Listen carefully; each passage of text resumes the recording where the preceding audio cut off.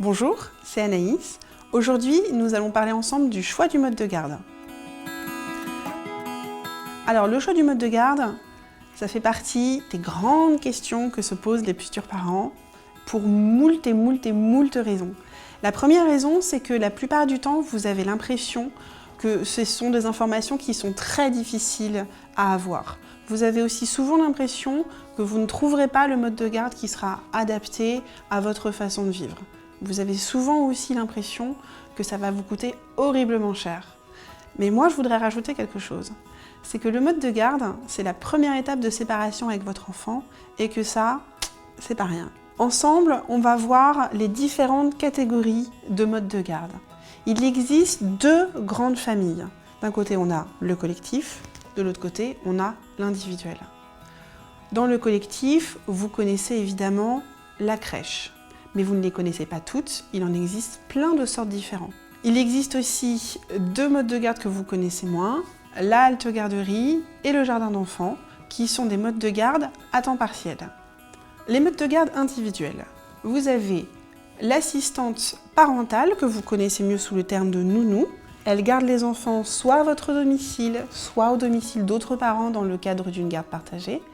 Vous avez également l'assistante maternelle agréée. Comme son nom l'indique, l'assistante maternelle agréée suit un certain nombre de règles. Son appartement est aux normes, le nombre d'enfants qu'elle doit garder est réglementé et le tout est chapeauté par une PMI. Et enfin, un autre mode de garde auquel on pense moins, la famille. Quand il s'agit du choix du mode de garde, vous devez garder en tête que le mode de garde idéal n'existe pas. Il va falloir faire des concessions.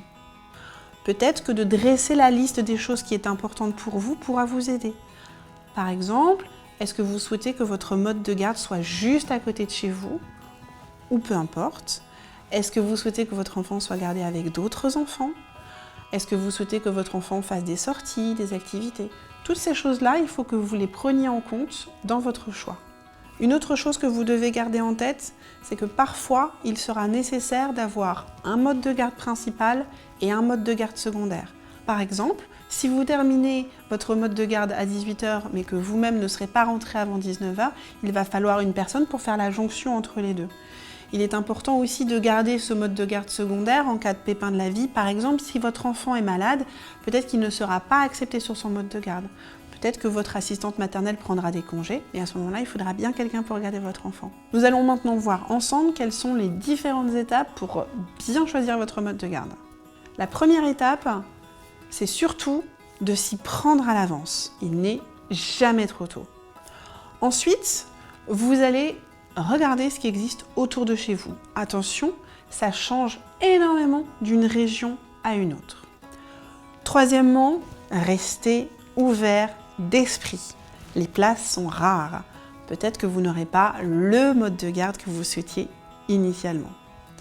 Quatrièmement, rapprochez-vous des structures parce qu'elles ont vraiment les informations principales sur tous les modes de garde qui existent autour de chez vous. Et de la même manière, vous pourrez leur demander comment ça se passe pour tout ce qui est financement et déduction d'impôts. Et le dernier conseil, c'est on ne lâche rien. Même si vous avez un refus, continuez à appeler, au moins une fois par mois, on se souviendra de vous. Merci de nous avoir suivis. N'oubliez pas de vous abonner à la chaîne Doctissimo Maman et à très bientôt pour de nouvelles vidéos.